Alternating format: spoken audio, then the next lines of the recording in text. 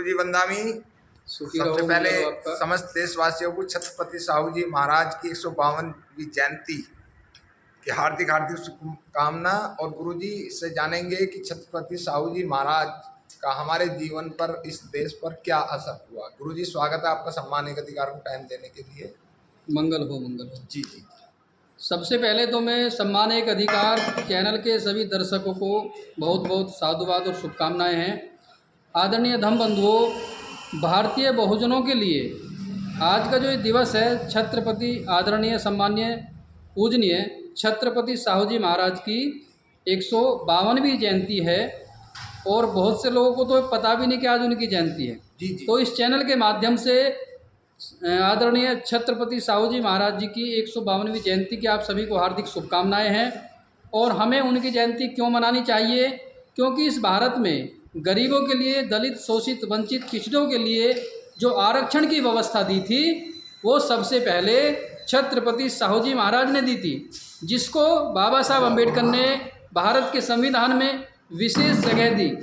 संविधान के अंतर्गत जो हमें आरक्षण मिलता है, ये कोई भीख नहीं मिलती, ये कोई दान नहीं मिलता, हमें ये हमारा अधिकार है जो हमें हमारे महापुरुषों ने दिया है। तो मैं केवल इतना ही कहूँगा कि छत्रपति साहू जी महाराज जी का इस भारतीय बहुजनों के लिए जो योगदान रहा है, उनके उस योगदान को हम याद करें, उनके त्याग को याद करें, उनके बलिदान को याद करें और भारत का जो आरक्षण है इसे बचाए नहीं, इसको बढ़ाएं।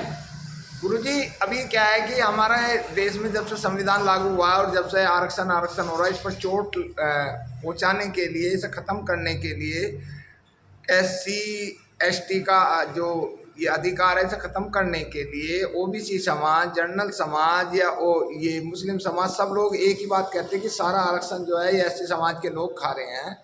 तो इसे हमें किस तरीके से रोकें? क्योंकि EWS भी ले गए, जनरल समाज के लोग 10%, 52% वो पहले ले रहे हैं, लेकिन हमारे समाज के नेता, सामाजिक कार्यकर्ता, सोशल वर्कर, पत्रकार या और जो भी बंधुओं बस एक बात कहेंगे कि आरक्षण बचाओ, आरक्षण बचाओ। कभी इन्होंने लड़ाई आरक्षण बढ़ाओ की नहीं लड़ी।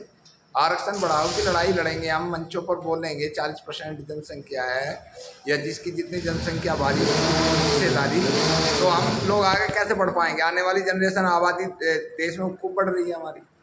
देखो, आप लोग भी जानते हैं कि जब तक व्यवस्था परिवर्तन नहीं होगा जी, केवल बातें करने से बात नहीं बनेगी जी। अभी तो बाबा साहब का जो सूत्र है उन पर ही काम नहीं हो रहा जी। तो जब तक ये SC ST OBC एक नहीं होगा, हम OBC को जोड़ते हैं, OBC हमारा सबसे बड़ा दुश्मन, OBC हमारे साथ कभी आया नहीं। हम किसी को दुश्मन नहीं मानते, भारतीय बहुजन किसी को विरोधी नहीं मानते, मानवतावादी वो तो मानते हैं ना हमें। तो जो गलत धारणाएं दूसरे लोगों के दिमाग में बाबा साहब को लेके, संविधान को लेके, आरक्षण को लेकर के हैं, तो उस गलत धारणा को निकालने के लिए हमें टीम बना करके, समूह बना करके और गाँव-गाँव जा करके इसका प्रचार होना चाहिए। राजनीति गलत चीज़ नहीं है, लेकिन राजनीति में जो स्वार्थ है या राजनीति की सही जानकारी ना होना, विषय की सही जानकारी ना होना, तो गलत संदेश जाने से, गलत मान्यता, गलत धारणा को लेकर के ये सब इस तरह के विरोधाभास बने हुए हैं। जिस दिन इस चीज़ को समझ लिया जाएगा कि कैसे किसके अधिकार को खा रहा है, कैसे खा रहा है, बताओ।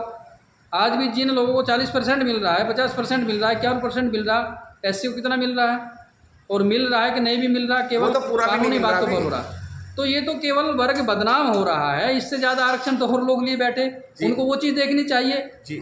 अब दूर जाने की ज़रूरत नहीं। अब SC कैटेगरी में जो भंगी जाति के लोग हैं, वाल्मीकि समाज के जो लोग हैं, वो भी इस बात को कहते हैं, क्योंकि उनको वर्गलाया गया है, वो अपने आप नहीं कहते। इस भारत का जो एक वर्ग है, वह वर्ग उन लोगों को अपने से दूर नहीं जाने देता, इसलिए SC को लेकर के वो ऐसी टिप्पणी करते हैं, इस तरह की उनके अंदर विचारधारा पैदा कर देते हैं ताकि इनमें आपस में ही नफरत पैदा होती रहे, ये मिल ना जाए। तो वे लोग तो चाल चलते हैं और सही जानकारी ना होने के कारण से ये लोग आपस में आज भी जातियों को लेकर के जो बटे हैं। SC कैटेगरी की जितनी जातियां हैं, अगर वो सारी संगठित हो जाएं तो आप मुझे बताओ कितना मजबूत संगठन हो सकता है जी। और जब तक संगठन मजबूत नहीं होगा, जब तक विचारधारा मजबूत नहीं होगी, आप समाज में कुछ काम नहीं कर सकते। दूसरों को सम्मान देना सीखें, दूसरों को सही जानकारी दें। जिन लोगों को आरक्षण की, संविधान की, बाबा साहब की सही जानकारी नहीं है, उन लोगों से लड़ो मत, उलझो मत उनसे, नाम पे गुस्सा करो, उन्हें प्रमाण सहित बताओ कि ये चीज़ इस तरह से है, तो हो सकता है वे लोग भी समझ जाएं। जब हम सब लोगों को, अब नारा तो वही है, सर्वजन हिताय सर्वजन सुखाय। अगर हम सबके हित की बात करते हैं, सबको साथ लेकर चलते हैं, तो हमें सबके प्रति प्रेम पैदा करना होगा, अपने अंदर से नफरत को निकालना होगा। हम कोई भी वर्ग दूसरे वर्ग के प्रति भातृत्व भावना रखे कि ये हमारे भाई हैं और मित्रवत व्यवहार करेंगे तो सब कुछ हो सकता है। हमें अपने अंदर की नफरत को निकालकर प्रेम की भावना को पैदा करके, कबीर वाली बात याद रखो, पोथी पढ़ जगमुआ पंडित भया ना कोय, और ढाई आकर प्रेम का पढ़े सो पंडित होए। तो मेरे विचार से यही है कि हम सही जानकारी लोगों को दें, उनसे प्रेम की भावना रखें, अपने कार्य व्यवहार में दूसरे लोगों को सम्मिलित करें, तो ये काम आसानी से हो सकता है। गुरुजी, एक शब्द आता बहुजन जो दिया हुआ है, बहुजन किसने? बहुजन केवल। इस बहुजन शब्द का जब हम विश्लेषण करते हैं तो मुझे सबसे ज़्यादा जो नुकसान है इस शब्द में नज़र आता है, क्योंकि मारकाट करने के लिए अगर एससी का टारगेट है तो जाटव समाज है केवल, और उसके बाद में उसको टारगेट करने के लिए सारे समाज हैं। एससी समाज में भी जितनी 16-17 जाति और आती हैं उत्तर प्रदेश के अंदर, वो भी टारगेट कर देंगे। मेहनत, मारकाट, आरक्षण बचाओ, सब कुछ लड़ाई लड़ेगा जाटव समाज, और इसी को डाउन करने के लिए पूरे देश की लड़ाई इससे चल रही है। देखो बात ये है, और ये जो लोग हैं, हम तो इन्हें बहुजन मान रहे हैं, लेकिन ये तो हमें बहुजन नहीं मानते, इनकी नज़र में तो हम ऐसे ही हैं। हमें अपना काम करना चाहिए, दूसरा व्यक्ति नहीं मान रहा तो समझेगा, और नहीं समझना चाहते तो हम तो समझें इस चीज़ को। मेरा तो ये मानना है कि भाई एससी समाज जितना भी है उत्तर प्रदेश के अंदर, अंतर्जातीय शादी करें, एक दूसरे का प्यार, एक दूसरे को देख के बात वही आएगी कि दूसरों को सम्मान दें। सबसे पहले तो सम्मान किए। अगर एससी में जाटव चमार केवल दूसरों का सम्मान करेंगे तो ऐसा नहीं कि वे लोग आपसे नफरत करें, वे लोग आपके कार्यों में सहयोग ना करें, आपको सम्मान दें, ऐसा हो ही नहीं सकता। सबसे बड़ी कमी तो इसी समाज में यही है। सबसे ज़्यादा आज इस समाज के बहकने का, भटकने का मूल कारण शराब है। हर गांव का सर्वे करके देख लो, गांव में इतना दूध नहीं बिकता जितनी शराब बिकती है। पीने वाला कौन है? श्रमिक वर्ग, मजदूर वर्ग, और सबसे ज़्यादा मजदूर कौन है? जाति का नाम ना लेकर के सबसे ज़्यादा मजदूर तो यही हैं, और ये सब ज़्यादा शराब पीते हैं। तो केवल हमें समन्वय की बात करनी, समानता की बात करनी, धर्म की बात करनी, नैतिकता की बात करनी, मानवता की बात करनी है। अपना सुधार करो और दूसरों को सुधरने की प्रेरणा दो। तो सभी के प्रति मैं यही मंगल कामना करूँगा। बाबा साहब की जयंती पूरे देश के अंदर धूमधाम से एक ही समाज मनाता है दिल से, चाहे वो शराबी है या कबाबी है, या वो पैसे वाला है या गरीब है या मजदूर है या ताकतवर है, एक ही आज। उपासक जी, जिन लोगों ने यही मान लिया हो कि बाबा साहब तो केवल इनके ही हैं, तो जिनके अंदर में नफरत भरी हुई है, जिनके अंदर में ईर्ष्या भरी हुई है, वे बाबा साहब को क्या, वो कबीर साहब को स्वीकार नहीं करेंगे, बुद्ध को भी स्वीकार नहीं करेंगे।